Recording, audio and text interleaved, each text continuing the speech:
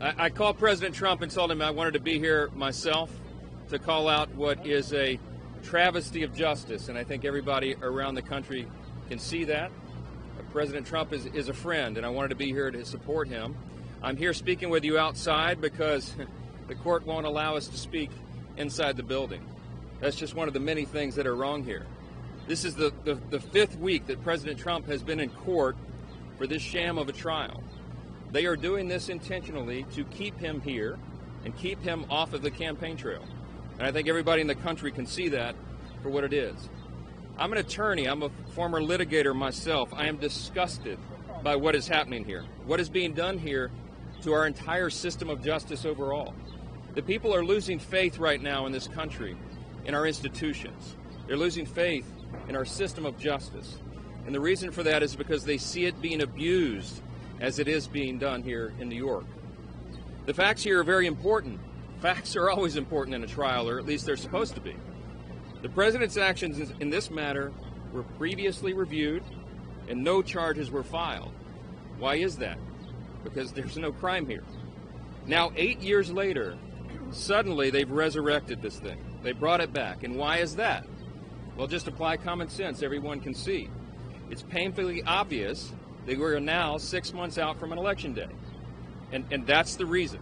That is the reason why they brought these charges here and across the country. What we've got here is a partisan Democrat district attorney. We have a Biden donor judge, and we have an assistant DA who was recently a top official at the Department of Justice, Biden's DOJ, and recently received over $10,000 in payments from the Democratic National Committee. The star witness here is Michael Cohen. I just listened to a few moments of his testimony this morning, and it is consistent with what he's already done.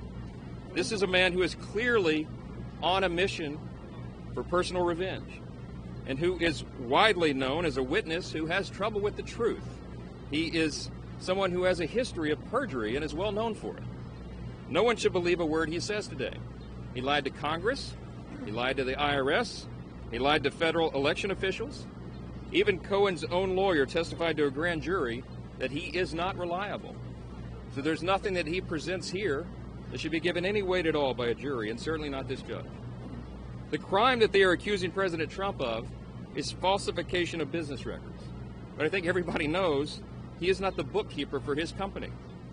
President Trump is innocent of these charges. And again, anyone with common sense can understand what is happening here. In the midst of all this nonsense and corruption, they have placed a ridiculous and unprecedented gag order on President Trump.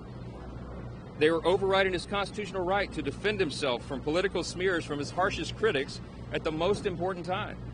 He is soon to be officially the nominee of one of the major parties in our country, running for president. And they have him tied up here in this ridiculous prosecution that is not about justice.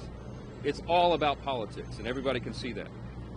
President Trump is leading in swing state polling. The American people see right through these politically motivated attacks. I've been in 102 cities in over half the states in the last few months. And I can tell you that no matter where we are around the country, I've been doing large events. People from all walks of life come to these events. And they are concerned about this. They are disgusted about this. They are fed up. They've had enough because they see what's happening. It's impossible for anybody to deny that looks at this objectively that the judicial system in our country has been weaponized against President Trump. The system is using all the tools at its disposal right now to punish one president and provide cover for another. And meanwhile, among the atrocities here, the judge's own daughter is making millions of dollars doing online fundraising for Democrats. They're using this trial as a hook. It's so corrupt. It's so corrupt, and everybody knows it. If Alvin Bragg thinks the American people will believe these absurd charges, take a look at the turnout at Trump events.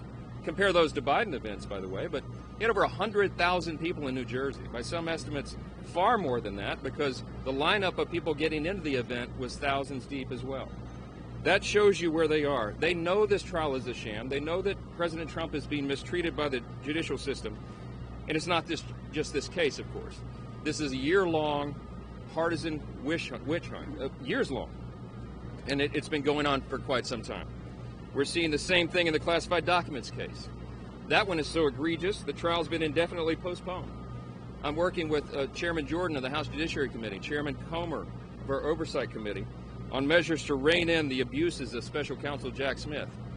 The latest revelation is that they've manipulated documents. They might have tampered with the evidence in the case, it seems, and that doesn't surprise any of us. In Congress, we have oversight responsibility, and it is our objective and our responsibility to hold them accountable. These are politically motivated trials, and they are a disgrace.